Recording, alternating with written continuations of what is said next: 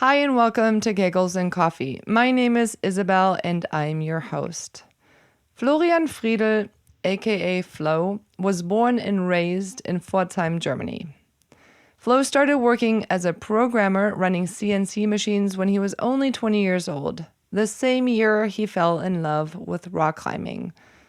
But 3 years into it, he felt trapped in a job that gave him little freedom to travel and climb. So, with some hesitation, but knowing this is what he needed to do, Flo quit his job in order to go on a 6-month climbing trip. He discovered a lifestyle that he didn't even know existed before. He bought a van, drove to Spain, and spent the entire winter climbing around Cornudella de Montsant. And 6 months easily turned into 8 years. During this time, Flo learned that he could live with a lot less than he had thought. And as he likes to put it, you have to allow yourself to be flexible enough in your mind to change your life according to your needs.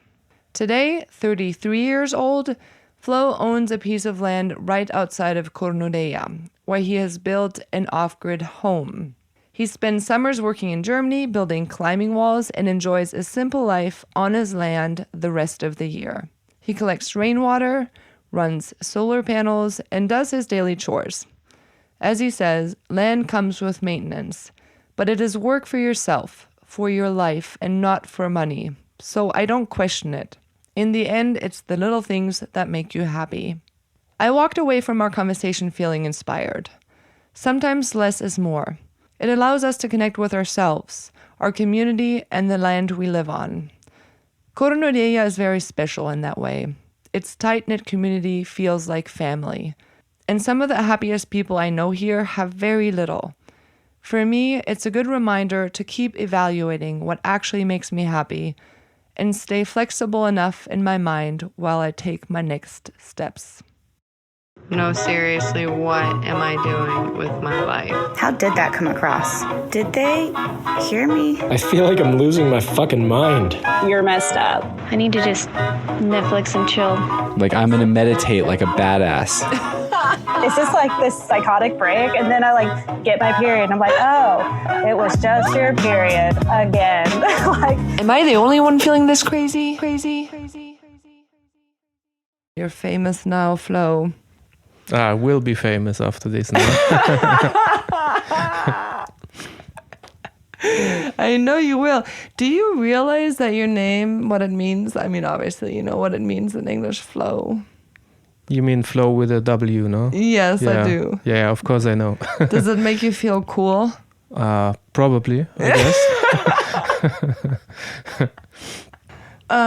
Okay, well, I'm really excited to talk about your life. I think, you know, what really inspired me when we were talking about less is more the other day at the barbecue at Manu's house, and just like the lifestyle here in this village that a lot of people have is pretty simple.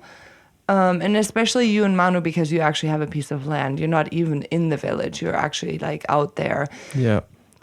And the house that you built on it is absolutely beautiful. And I would actually like to start with that, how that came about in the process of building that incredible house, and maybe just explain it's off-grid.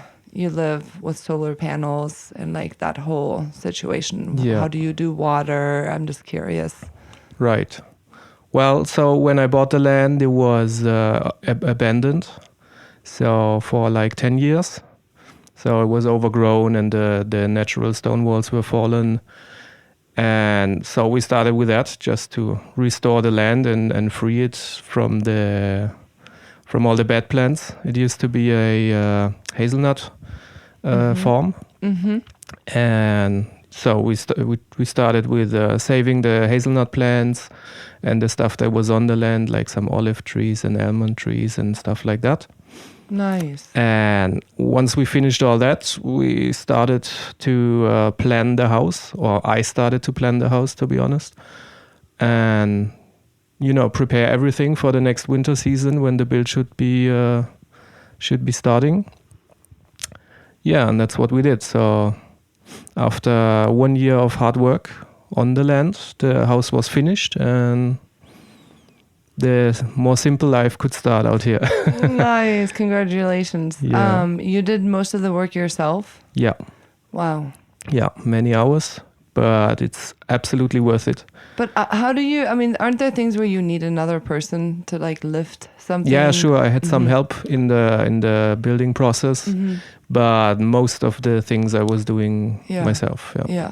So you're off grid Yeah. and you have the solar panels. And then what about the water situation again? I forget. Do you have containers there? Yeah, I have two. I built a whole water system on the land because there was no choice of connecting to anything. It's too far out from any village. Right. So the rooftops are collecting rainwater basically, and it's been filtered in a couple of steps to be as clean as possible, so it doesn't go green or And there's a second system for the wastewater that's being filtered in a natural. I don't know the word in English. What is it in German? Kläranlage. Kläranlage. I guess another filtering system? Yeah, so the plants are basically filtering the wastewater from the house. Oh, wow. And it's being reused for the garden. So I built a pond. And I had an excavator to help me on working on the land. So I built a pond.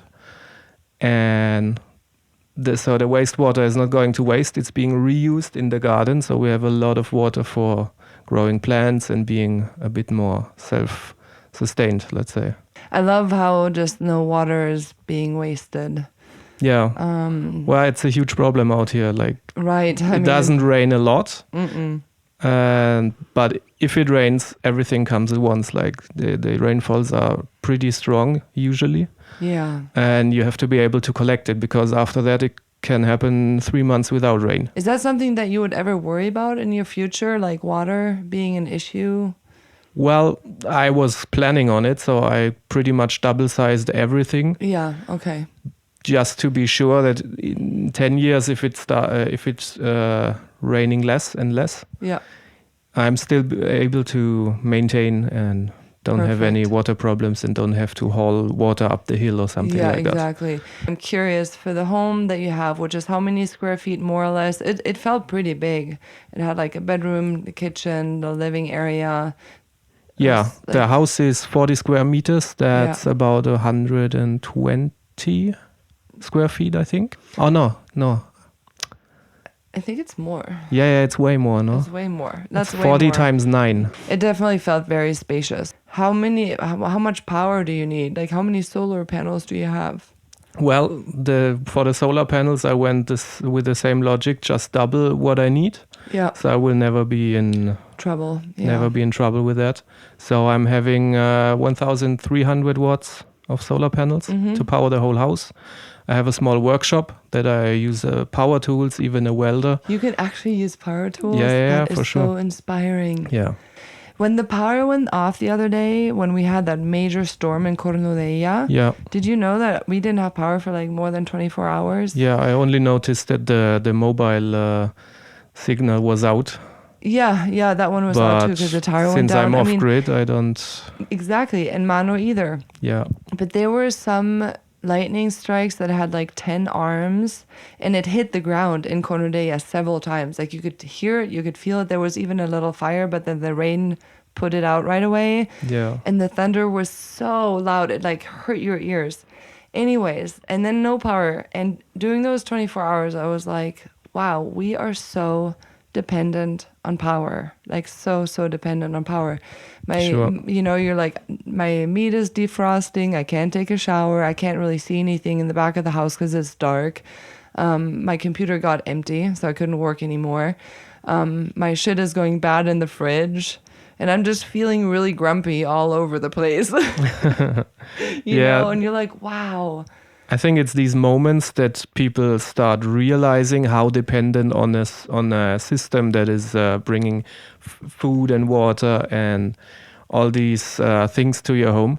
Yep. Just like I had the same feeling when the pandemic first happened and everything was shut down. I was in Spain at the time and they shut down everything, and we were as fortunate to to already be on the land and be a bit independent. The house wasn't there and nothing, but you realized how dependent you actually are. And once the system shuts down, you're in big trouble. Like, what am I going to eat if the supermarket is empty, you know? Or there's no water out of the hose. Exactly. You were living in a van, right? Before you bought this land. Yeah.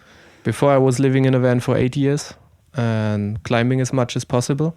Nice. Living as simple as possible. Yes. Also, which is a nice experience. I recommend to do such a thing. Just like you said earlier, you take it for granted that the water is coming out the faucet. If you're living a simple life in a van and you may be in a desert area, you have your water that you can carry, and that's it. So it's way more precious to you.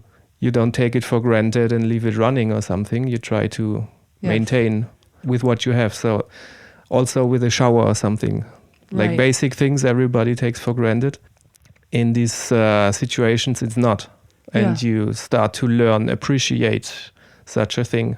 Yeah, and this is why this episode reminded me of my episode with my friend Natalie in Waco Tanks that I had before I came to Spain.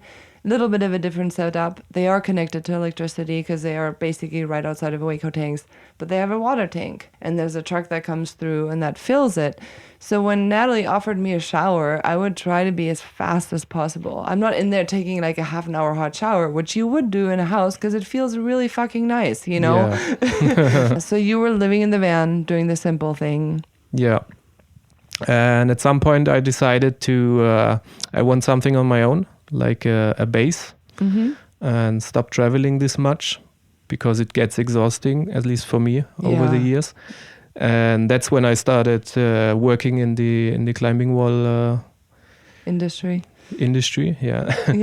to be able to afford my own land and building a house and stuff like that, which has always been a dream as well, to build a wooden house at some point and do everything myself. So. Wow. Did you know you wanted that in Spain, or did you always think it was going to be in Germany first? Well, at first I was looking in Germany, in Franken-Jura. I lived there for a year. Oh, nice. In this time, and it's a nice place to stay as well. So at first I was looking there, but it was very fruitless. And then the land here just more or less came to me. I didn't even look for it. It just flowed. And then I switched plans and built here. Nice. Yeah, I've been coming to Siurana for like 10 years in the winter time, and I have friends here as well, so it was an easy decision to so I live here now. Yeah, I think the transition from a van to something like you have, or my friend Natalie, she has like a RV trailer parked on her land. So it's not like a wooden house, but it's pretty spacious, you know, compared to a van. And I would always go into her RV and be like, this is so beautiful and big. And she's like, what are you talking about? It's so small. And I'm like, but I come from a van and I love that it's small because it's easy. But, you know, you can appreciate, same like what you're saying with water or electricity or whatever. You can also you have a different appreciation for space. Yeah, exactly. There's some big houses out there. I don't even know how I'd fill one. Well, I think it depends. It strongly depends on the way you live. Right. Let's say if you stay a lot of time inside and you spend the majority of your free time in your house, then you kind of need a big house with a lot of rooms and stuff to do, I guess.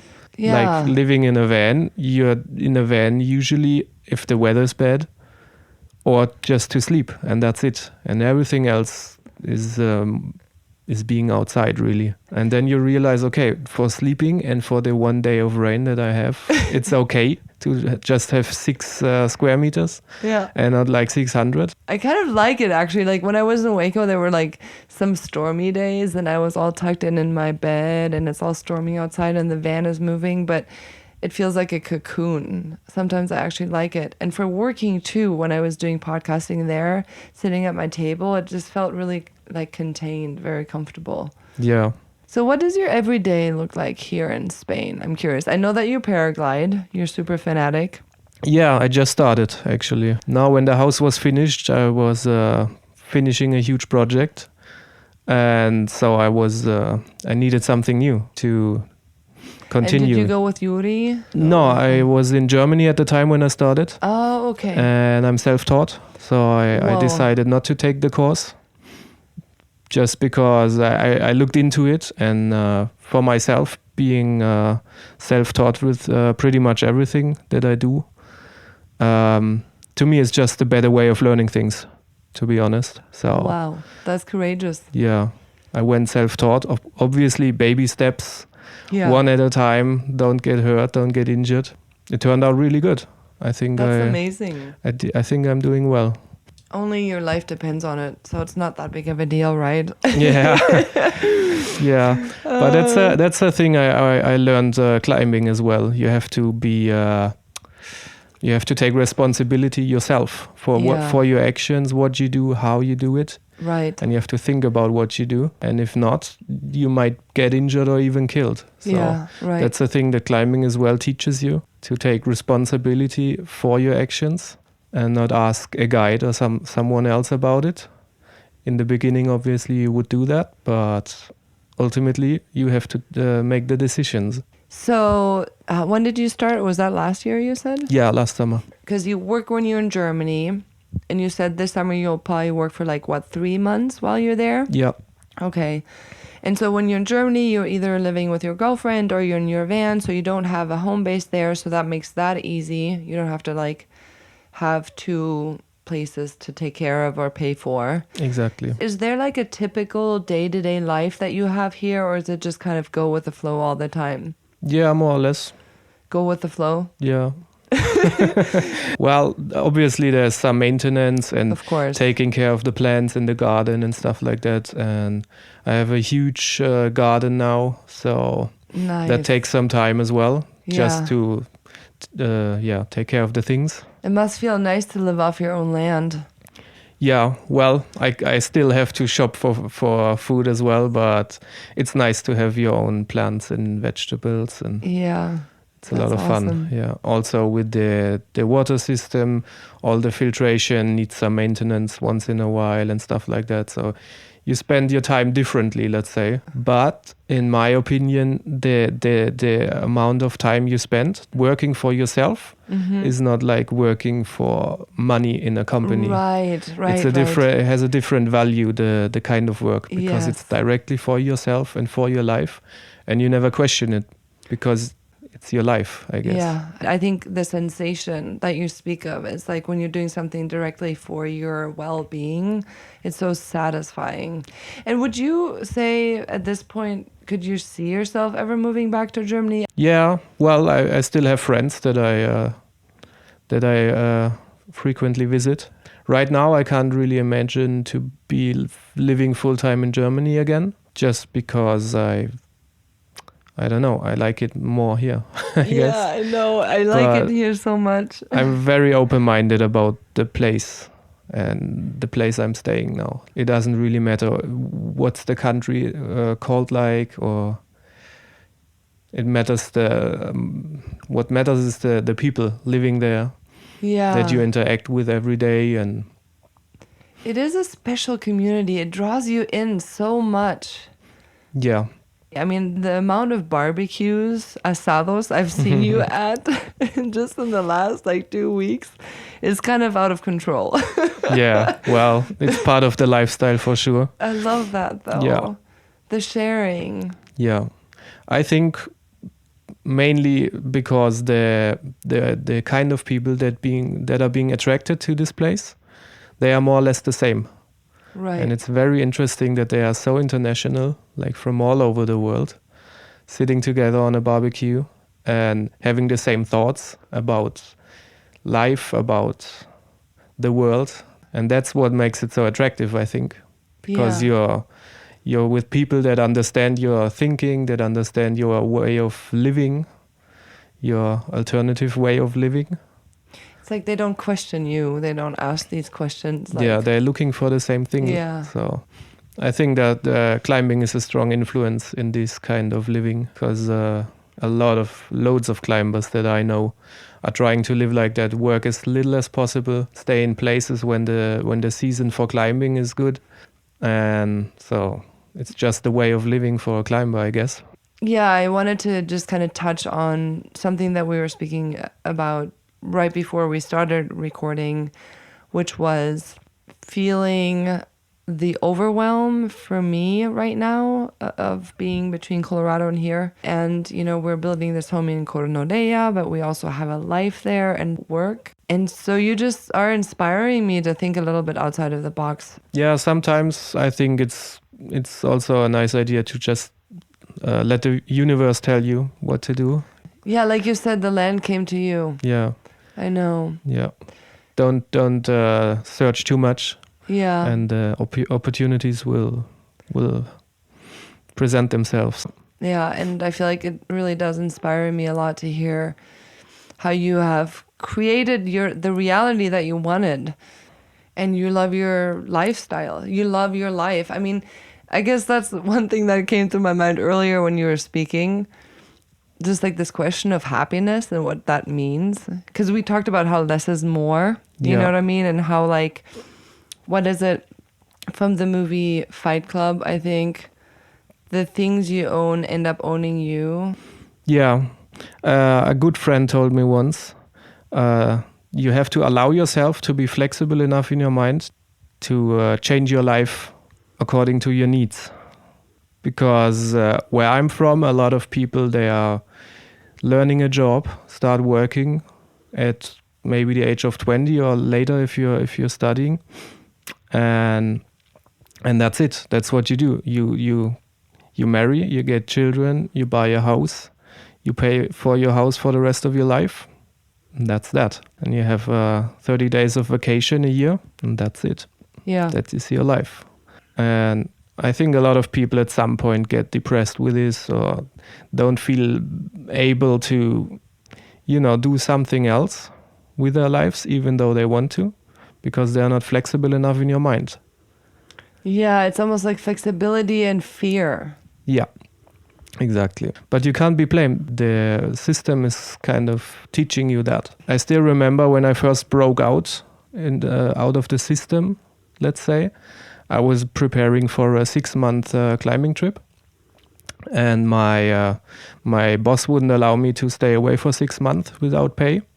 So I quit the job and I went.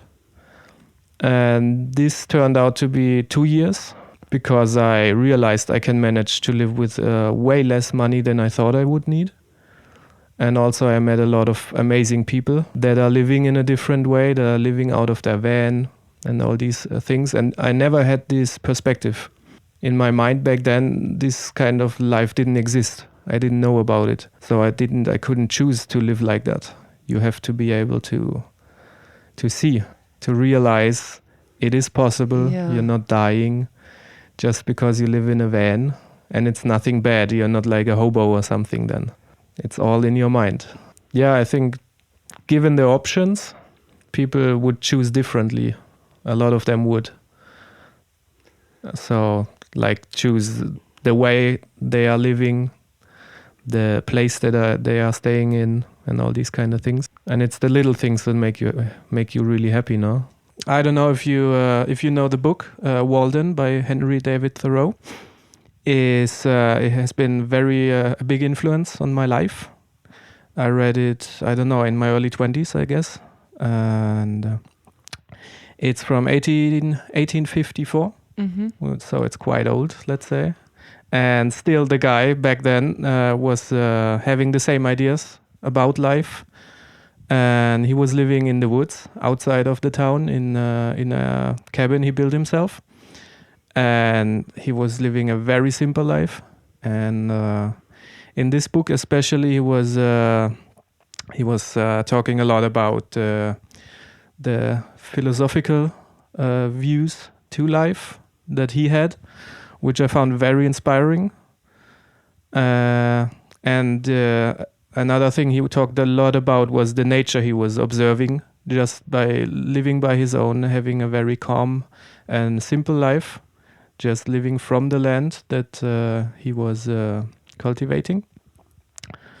And yeah, it's worth a read for sure, I would say. Yeah, you mentioned earlier that that's also the book that the guy has, one of the mini books that the guy has from Into the Wild, right? Exactly, yeah. That's how I found out about the book, to be honest. Oh, when you watched the movie? Yes. That's cool. And the guy was kind of obsessed with lecture. And so one of his belongings that if I remember correctly, he still had with him when he died.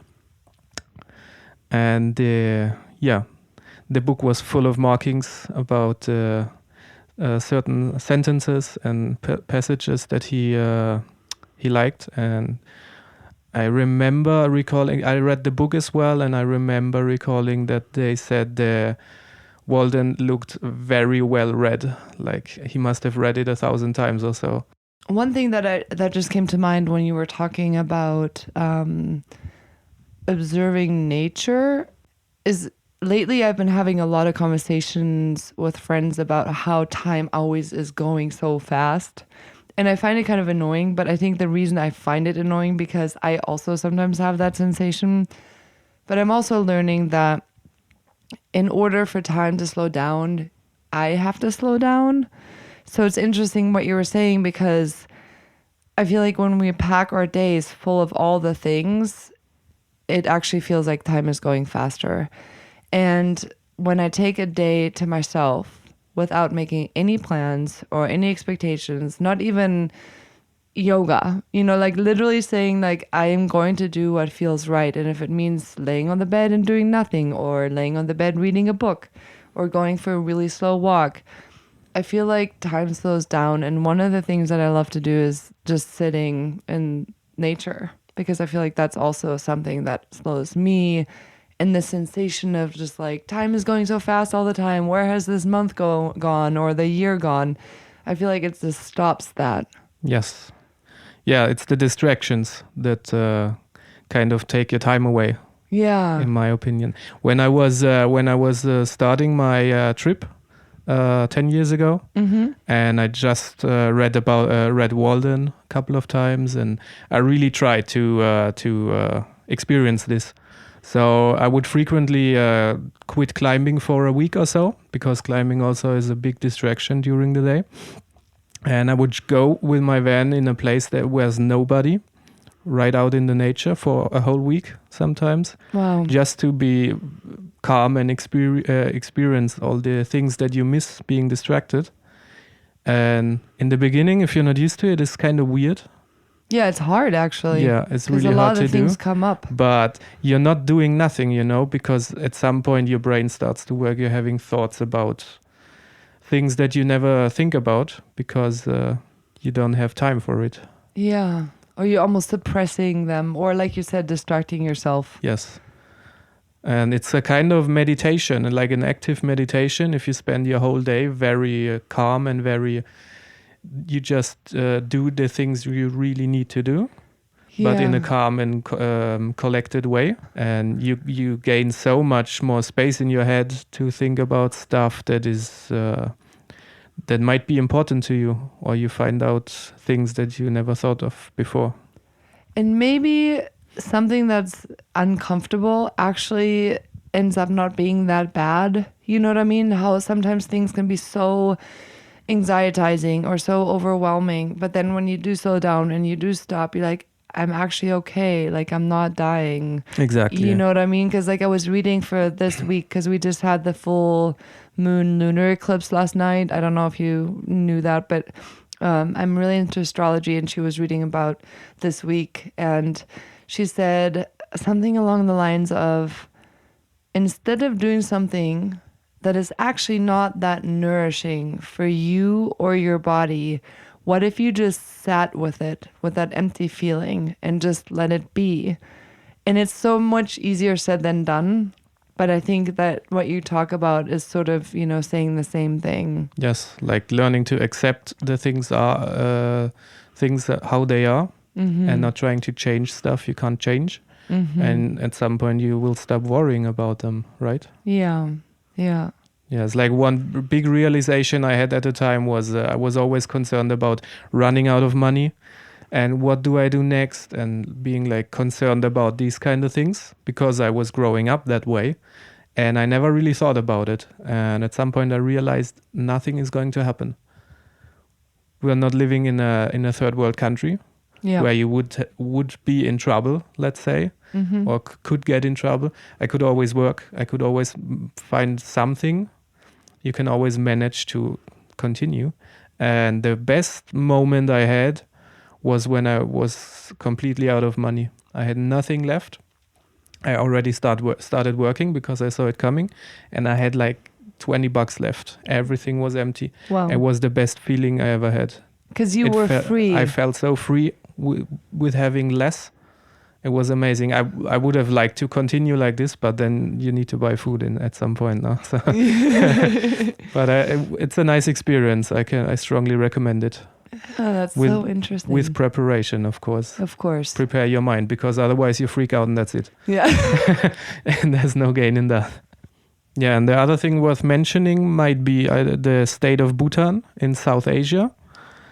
I don't know if you heard about it. Yeah, I have. And I think it was actually when I was studying economics in the US, because it's always like the productivity is being measured by like, you know, how much money is being made in the country, but that Bhutan has like this other way of measuring happiness. Can you explain it again? Yeah, so the president of Bhutan decided to not measure the success of its country with the money they are making during a year. So the first priority would be the happiness of people. So they are doing surveys to find out how happy people are, what can be improved to make people more happy.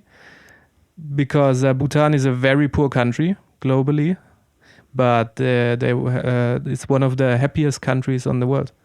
Just because they are trying to focus on happiness and not on money. And I saw a documentary where they explained the whole system, and the president was explaining his ideas. And they ended up having less happiness in the country with more influence from the West, like capitalistic things like television and stuff like that you don't really need, but eventually will find its way into the country as well, even it's so remote. So the effect was basically the money-wise, the numbers were going up, and happy-wise, the numbers were going down. Wow. Happiness-wise. Happiness-wise, I love that. A lot of my friends living here, they are usually not having money, and they are struggling to work to maintain, and they have the biggest smile on their faces. Yes, I've noticed that. I've never seen someone being unhappy just because of money. Yeah. Not here, at least. Yeah, and it kind of goes back to what we were saying earlier about that quote from Fight Club. The things you own end up owning you, because that also relates to the whole idea of money again. Exactly. I think the message of Fight Club is more or less the same. Like the guy ends up giving up all his belongings, and he's living in this shitty abandoned house with no money, with nothing. And at some point, if I quote correctly, he says you have to come down to 0.0 in order to experience who you are and what you really want. In the context of the film is a bit different, but the message, I think, is pretty much the same. Yeah. I found that very interesting about it. Well, thank you so much for sharing your story and also just your perspective, and for being an inspiration to me. I've really enjoyed getting to know you more and feel inspired by the choices that you've made, and also by this conversation. So thank you so much. Well, thank you for having me. It was a pretty nice experience, to be honest. At first, I was a bit concerned. I didn't have anything interesting to say, but I think it turns out once you think about it, everybody has something interesting to tell. Yes. Because everybody has a lot of thoughts, and so we are all interesting people, I guess. Thank you for listening. I hope you enjoyed it. And please feel free to send questions, comments, and topics you would like to hear about to Isabel@kegelsandcoffee.com. That is ISABEL@kegelsandcoffee.com, or you can find me on Instagram under Kegels and Coffee. Take good care, stay tuned, and remember, when in doubt, drink coffee or do Kegels.